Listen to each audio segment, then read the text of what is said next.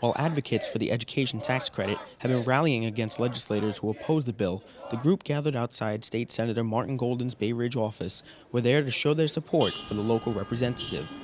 The Republican senator is in favor of the bill, which would give tax credits and scholarships to children in the Catholic, public, and private schools.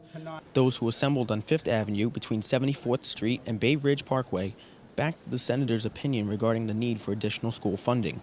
Our children, are the future, and we need to invest in them now. The time is now to start getting them the things they need of all children, different from Catholic school, public school, private school. We all need to give them the same type of supplies and education that they need in order to thrive. Not only were these supporters bringing awareness to the education tax credit on behalf of the school children, but also on behalf of teachers who struggle due to the lack of funding. A number of the advocates have witnessed the difficulty teachers have faced, including John Soto, whose friend is a public school teacher.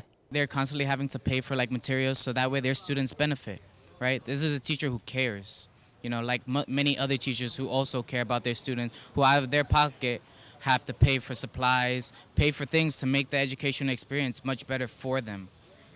Unfortunately, they don't get that money back.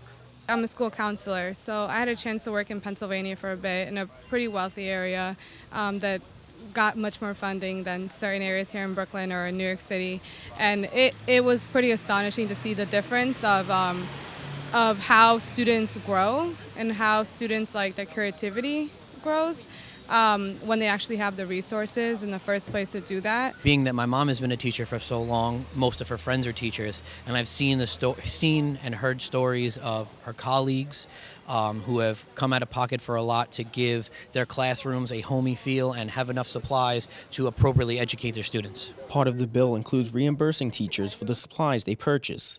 These advocates came out to show support for the education tax credit, and they had a message for the legislators who were still against the bill.